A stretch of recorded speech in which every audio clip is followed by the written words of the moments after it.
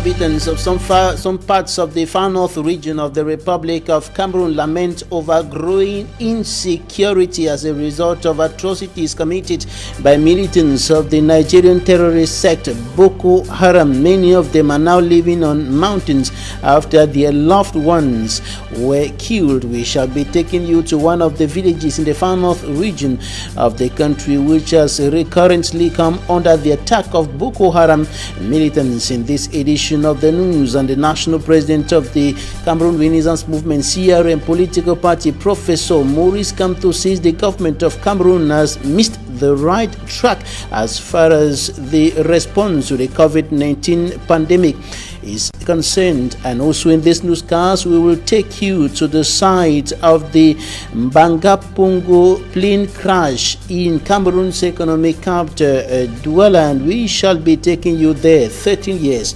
after that tragic incident.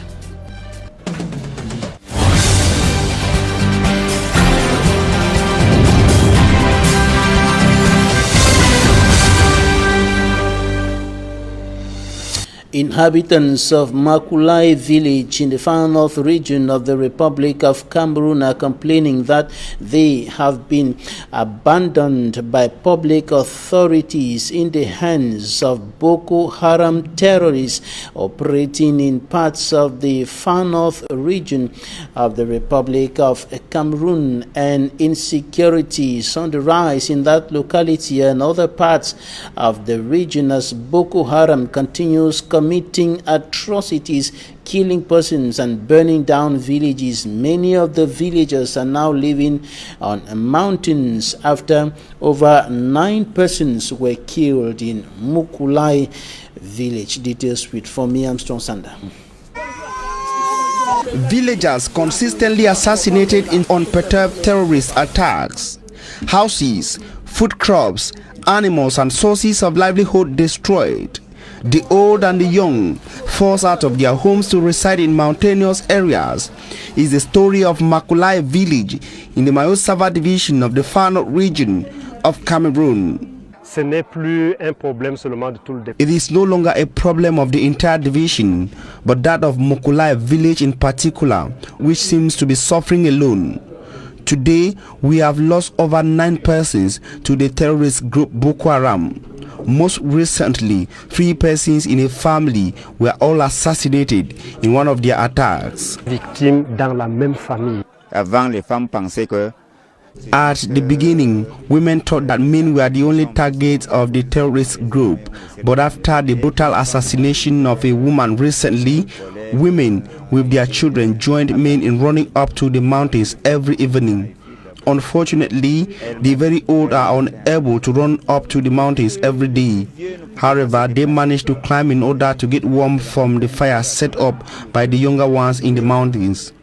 While up the mountains, we sleep on branches of leaves and bed sheets, and those who can afford mattresses use them. Every morning, we go down the valleys and to the village to get water and food for ourselves and our animals. Le soir avec un peu d'eau pour faire boire petits enfants parce qu'ils en ont besoin. The most recent attack that left 3 persons dead in a family also saw the church building vandalized by members of the Boko Haram terrorist group, according to villagers. Mokulai villagers now forced to live in mountainous areas say their hope is gone. Donc ça me fait très mal quand j'apprends que to the divisional officer for Mora subdivision, it is painful to know that the people now reside in mountainous areas because of insecurity. The DO said the government had planned to set up a security post in Mokulai village latest April 2020, but the security commander for the area was transferred before the period. The new security commander for the area, according to the divisional officer, says he is still studying the document. The DO went further to warn individuals whom he accused of feeding terrorists with information concerning the village. Deuxième fois, parce que la veille, quelqu'un a eu 300 000, ils sont venus chercher 300 000. Qui leur a dit? Et on a attaqué dans cette famille. On abat 3 personnes.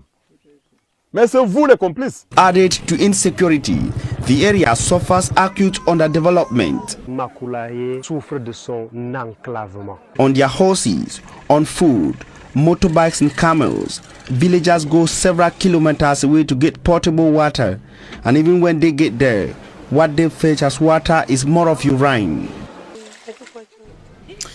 Like the villagers of Makulai village in the far north region of the country, several inhabitants of the northern regions are more exposed at the risk of coronavirus because of the problem of inadequate potable water supply, highlighted at the tail end of that report by for me, Armstrong Sander. And the COVID-19 figures have continued rising in the Republic of Cameroon. More than 5,000 confirmed cases now recorded in the Cameroon, and according to some civil society and political leaders, the figures are speedily increasing because of several flaws in government's COVID-19 response strategy.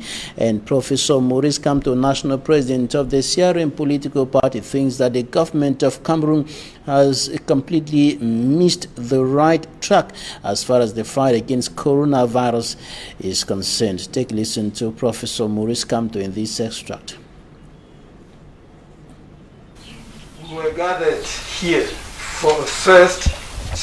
Clearly, the government's approach and response to the pandemic is not the right one. To say this is an observation, not a polemic. It means calling on those in charge to the response to rectify the situation. The Prime Minister's decision of 30th April, even if it was based on very high instructions from God, alone knows who, was not well inspired. A female doctor at the Lakentini Hospital in Douala, who is also a member of the National Assembly, who cannot be suspected of being against the government, sounded the alarm on 19 May. She declared that Cameroonians are unconscious in that they no longer respect barrier measures, that the hospital is overwhelmed. Between 50 and 100 patients are now being seen there every day since the relaxation of measures, that the publication of statistics is now regulated.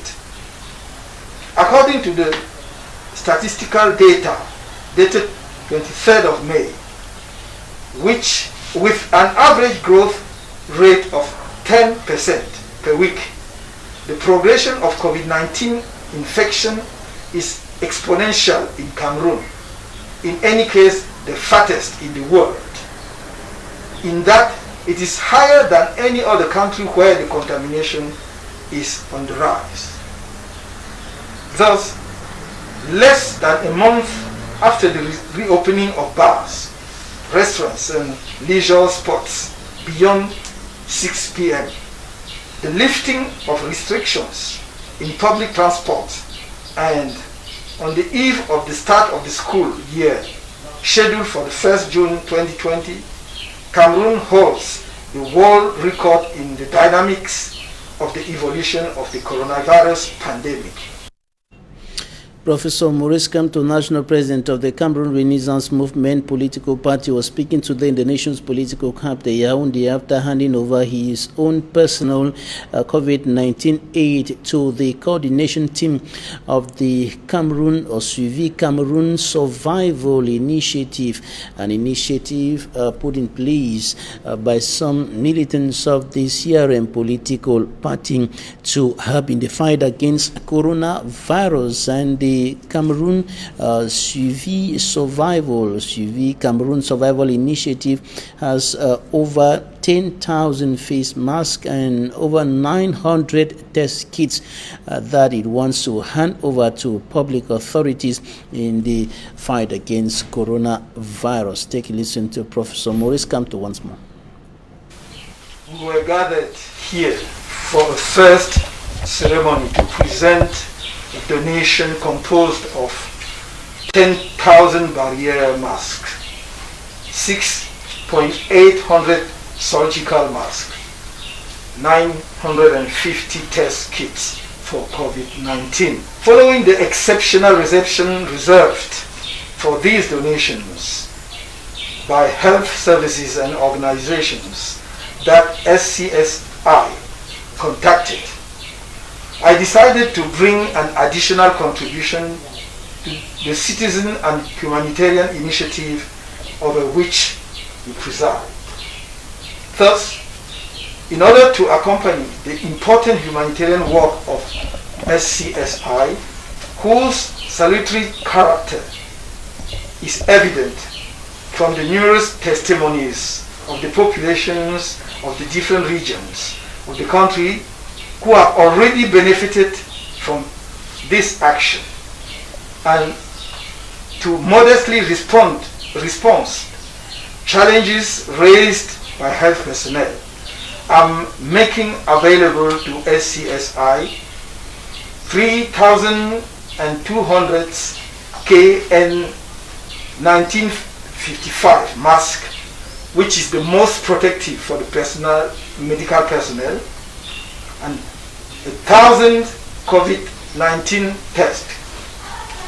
The modesty of this gift may be mocked at, but we can only give what we have. I'm not competing with anyone. I bring what little I have, and if it can help in any way to save the life of even a single Cameroonian, I will be happy to do so. I trust you to offer it to the health facilities that need it the most.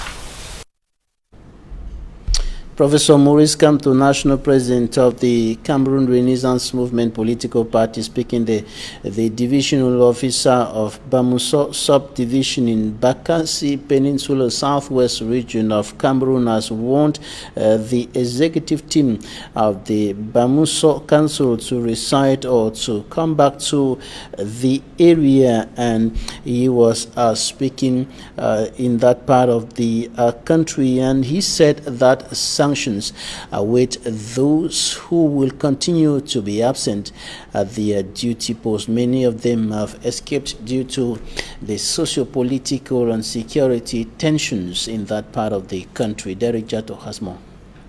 I received instructions from the senior division officer volunteer. Ultimately attended in respect of barrier measures to back COVID-19.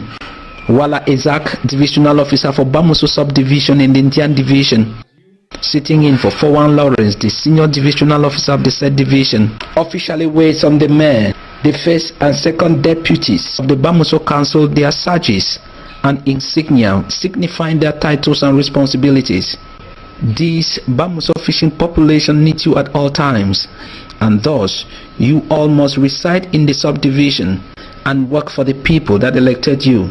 The divisional officer told this executive team. The obligation of residency shall mean the obligation of to effectively reside in the territory of the local authority, and the obligation to perform acts relating to the discharge of duties in the services and territory of the local authority. And Mayor Samuel Meme, the new mayor of the Bamuso Council, is discovering the challenges on his table. When I first came, I realized that the council, the staffs of the council were owed 19 months, and the council had no money to pay them. But I took up an initiative to enter into an MOU with the labor delegates of Indian and with the staffs, and we came to a conclusion that their salaries, 19 months accrued arrear salaries, will be paid as arrears subsequently when there is money. As of now, since I took over office, the council has been receiving their monthly salaries without any problem. The occasion was twinned with the council session for the examination and adoption of the 2019 8,776,644 francs administrative stores and management account of the Bamuso Council, which was unanimously adopted at the end of the session.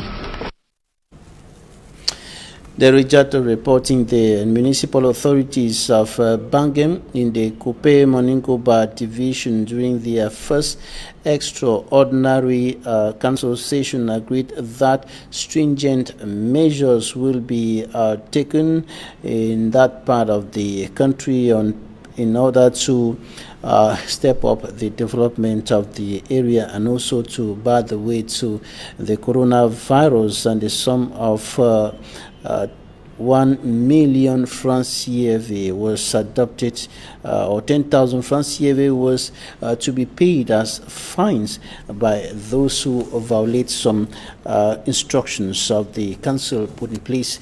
Immaculate Fogwe. Municipal authorities in Bangem, Kupe Moningoba Division, Southwest region of Cameroon, have expressed worries with regards to the growing rates of coronavirus infections in the country. With over 4,000 registered cases, these municipal authorities, during their first extraordinary session, deliberated on stringent measures that will be meted on defaulters of government's anti-COVID-19 measures in the area. We had a few things that we had to do, for which we needed the councillors to deliberate upon, analyze and adopt. By adopting, they authorize us to go ahead with doing those things. We have, for example, the purchase of a pickup, 4x4 pickup, the embellishment and the completion of our fence, the setting of a fine to be paid by those who are not wearing masks as instructed by the Minister of Decentralization and Local Development, among others. So they have all been deliberated today in this special session, and I think now on we have the authority to go to the field and exercise all these things. A decision greatly contested by some inhabitants of Bangem. According to them, the ongoing Anglophone crisis has affected the economy of the area. No, it's not really easy with us here. Yes, it's not easy with us this way. Even to feed is a problem, because to go to the farm, we are scared. Yes, at this level, we are even hoping that the council should really try and do something to us so that we can really try to improve our lives. Even though the population say the Anglophone crisis has reduced their economic strength, making them unable to purchase face masks and other anti-COVID-19 kits, authorities remain determined to apply sanctions on defaulters. And one of the main opposition political parties in the Republic of Cameroon, the Social Democratic Front, is 30 years old. The party of Chairman John Frundi clocked 30 years of existence today, and in those images are some militants of the Social Democratic Front in the Douala 3 subdivision, including the former 6th deputy mayor of that municipality, who were celebrating the party's anniversary today. For the past 30 years, the party of John Frundi has been fighting and struggling for the resolution of the Anglophone crisis, for democracy to be fully implemented in Cameroon, and for other issues of national interest. And today, the party, some critics say, has been relegated to the background after its poor performance in the last presidential election, in which it came fourth after the ruling party of President Paul Biya, the CPDM political party, followed by Maurice KAMTO's Cameroon Renaissance Movement political party, and the Party for National Reconciliation, the Cameroon Party for National Reconciliation of Honorable Cabral Libin. And we talked to one of the founding members, or one of the staunch members of the Social Democratic Front, Senator Henry Kemende, and this is what he told us on the launching of the party 30 years ago, the existence of the party for the past 30 years, what it has become today, and what it is looking to become in the future. We'll be coming back to that in a short while. Time for us, as I told you in the headlines, to take you to Mbanga Pongo, to the site of the aircraft or the air crash that occurred, the plane crash that occurred in that locality over 13 years ago. And now the people of Banga Pongo in Douala are saying that they have been forgotten by government, notably with regards to unfulfilled promises made by the government, promises to construct a remembrance monument, roads and schools and other social amenities in that locality, promises which have not been fulfilled till date. Smanjikan Gebre. Within this more than 20 meters deep artificial lake lies part of the Boeing 537-800 flight of the Kenyan Airways, which crashed on the night of the 4th to the 5th of May 2007. When the incident occurred, Cameroonian government promised to build a monument in remembrance of the 114 victims. 13 years gone, the promise is not yet realized. I was satisfied to hear that the government has promised to build a monument here, because it will always remind us that a crash happened here. If this monument doesn't exist till date, I am still calling on government to do something. This engine I'm sitting on has been protected by the palace because it is the only thing to prove what happened here. Within the site of the incident, parts of the Kenyan Airways are still very visible. Alongside a pair of shoes and dresses. These items are still very visible because the chiefdom of Banga Pongo has been in charge of keeping the area clean and ensuring that none of these items is taken away. 13 years after, if the palace didn't keep this area clean, it would have been a forest. We know that Cameroon is going through difficult moments, but we should also think about those families that had difficult times when the crash happened. Economic operators and elites could join hands with the government to realize the project. As a result of the crash in May 2007, apart from the construction of a remembrance monument, the government had promised to open up roads that will lead to the crash site and also develop Banga Pongo.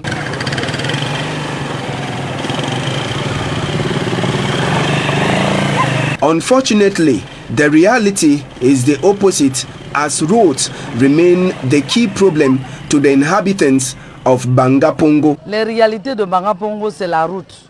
La route est impraticable pour entrer et sortir. The main problem of inhabitants here is the lack of accessible road network. When going to town, we have to put our dresses in our bags and dress only when we arrive town. When one is outside and it's more than 11 p.m., no way for him or her to return.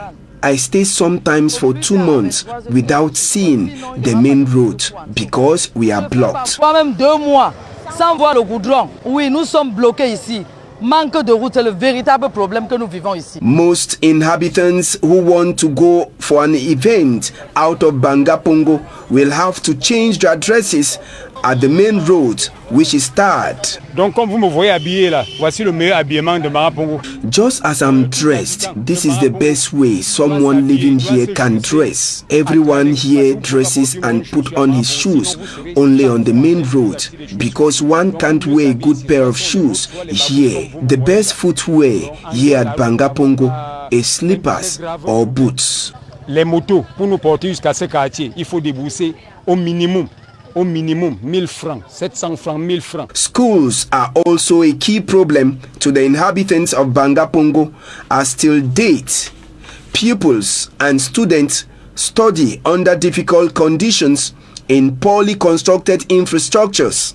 13 years gone without government fulfilling these promises, the inhabitants of Banga Pongo are reminding the authorities to go back to the drawing board and transform their words into action.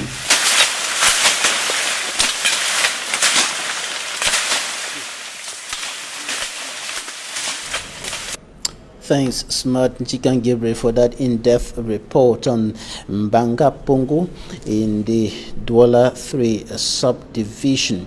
And now we're coming back to Senator Kebende, member of Cameroon's Upper House of Parliament, who is speaking on the anniversary of the Social Democratic Front, the 30th anniversary of the Social Democratic Front. He will be talking about the launching of the party some 30 years down memory lane, the existence of the party for the past 30 years, what it has become today, and its future plans. So what is looking forward to become. Senator Kemende, take a listen.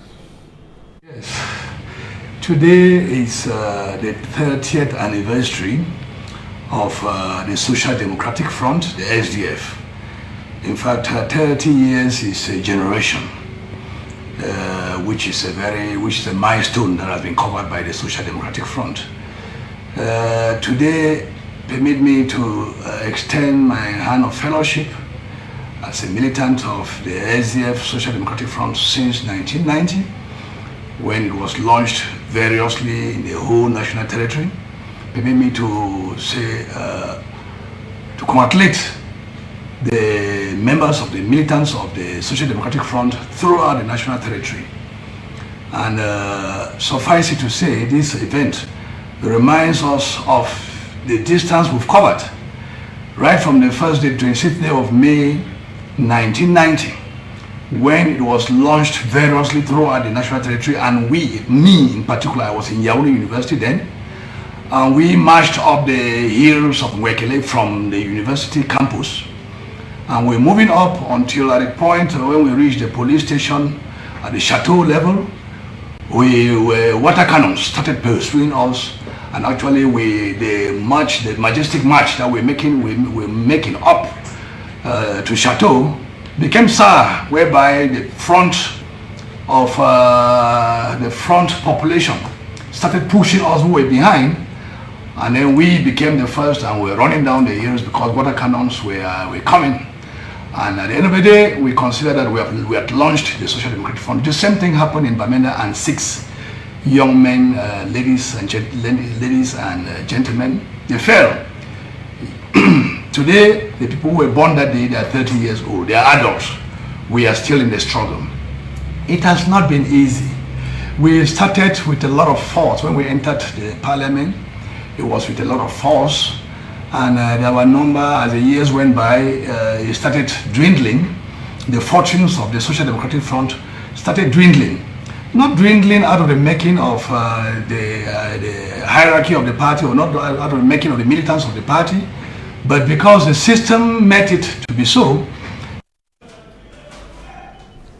Senator Kemende, member of Cameroon's Upper House of Parliament and member of the Social Democratic Front, speaking there, and we are extending our condolences to Senator Kemende for the death of his father, Pa Kemende Lawrence Sama, and maternal auntie, Mami Ndifoba Mary, and both of them will be buried the weekend of the 6th of June 2020 in the Balikumbat.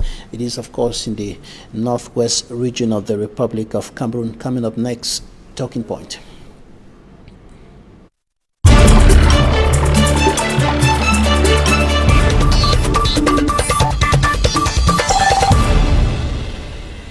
Thanks, dear viewers, for staying with us in Talking Points. Our guest today, Dr. Kinge Thompson Nje, who is a public health and epidemiology specialist, director of the Limbe Regional Hospital, is joining us from the southwest region of Cameroon. Good evening, doctor. Good evening. Thank you for having me. Thanks for joining us in today's edition of Talking Point. And we're talking about coronavirus. The figures are still rising. The number of confirmed cases, deaths, and of course treated cases also are still rising. What's your analysis of the latest COVID-19 figures in Cameroon? Well, we all know that Cameroon has registered more than 5,000 cases. I would say that that is a very, very, very huge number. Numbers are increasing exponentially, and it is a good reason to worry about. Now, when you look at the number of persons confirmed with coronavirus, 5,044, with 2,956 active cases, 1,917 recoveries, and 171 deaths recorded so far. What can you say about the management of the coronavirus with regards to the number of persons infected, number of persons recovered, and number of persons who have recovered, and the number of persons who have died so far? Well, I'll say that I'm very worried because the numbers keep increasing. In 3 months, we've registered more than 5,000 cases. The number of active cases is high because we need to push that down to reduce transmission of the virus. The number of cases that have recovered give us a good feeling, but it is not an expression of victory. The number of cases are too high. About 150 persons have died because of the coronavirus. That is too high for Cameroon, and I believe that something should be done to push down that number if we cannot bring it down to zero. What explains the continuous increase in figures? Are we moving towards the peak of the pandemic? Well, at this point, it is difficult to say that we are moving towards the peak of the pandemic in Cameroon. Before you can make any statement, good statement related to that, you must first of all make sure that testing is massively adequate. Testing should be adequate and it should be massive. In that way, we know the number of new cases. In that way, we know the infection rate. And in that way, we can tell if we are still climbing the curve, if we are at the peak and trying to flatten it out, or if we are having a nosedive. Our objective is to have a nosedive and to come back to zero. So at this point, I will say that because testing is not massive enough, I want to thank the Minister of Public Health for decentralizing testing. More and more people are being tested today, but I don't believe it is enough to come out with the true picture of the number of new cases. Are you saying that the figures presented by the Ministry of Public Health do not represent the actual situation on the ground because of a limited test? I'm tempted to say so, yes. What could actually be the right situation on the ground, or the appropriate situation on the ground? Because medics like you, experts like you, talk of say that one case is capable of infecting at least 10 other persons, and if we want to multiply, the figure would be quite higher than what we have today officially. Well, if we agree that the growth in the number of cases is exponential, again, I said we have to be worried, very, very worried about that. Then you will say that any decision taken today in the management of COVID-19 should be talking about preparing for the management of 15,000 to 20,000 cases. Again, that is a statement I'm making, and it will be difficult to disprove that because we are still climbing on the curve, and we have all agreed that testing is not enough. So if we are still climbing on our epidemic curve, then the decisions today should be targeting between 15,000 and 20,000 patients. And at this point in time, the Minister of Public Health says that the country is moving into a critical, more complicated stage of the pandemic. What should we understand by that? He is correct because the numbers are growing exponentially, and so people have to be careful. That is why he made that statement.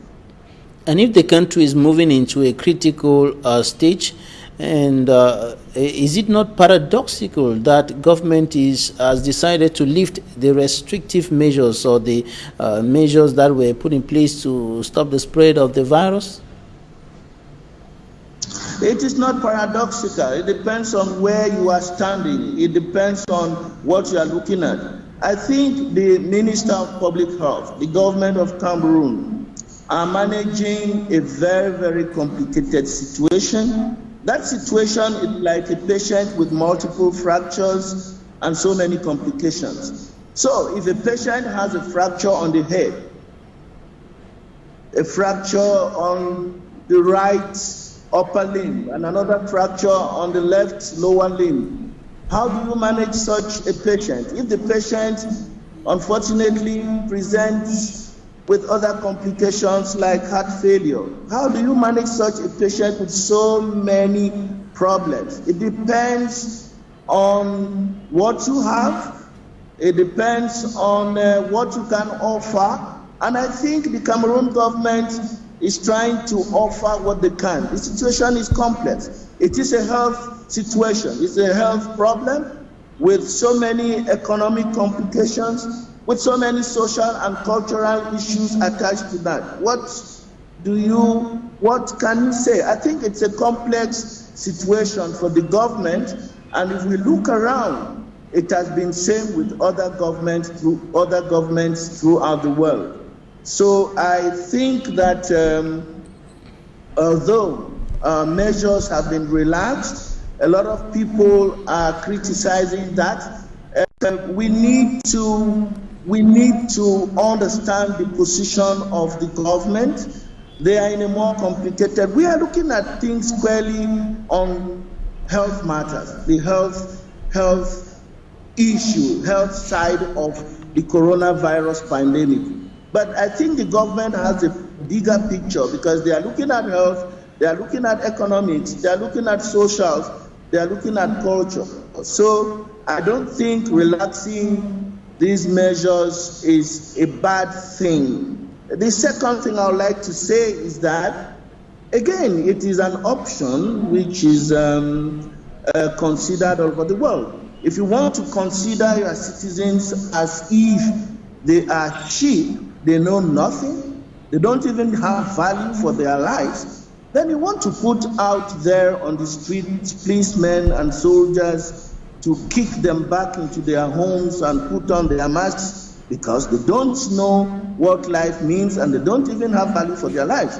So if the Cameroon government believes and they have chosen the option of considering Cameroonians as responsible people, people who know the value of life, who should know the value of their lives, then they should follow the measures put in place, measures of social distancing, measures of putting on face masks, and measures of going out only when it is very essential.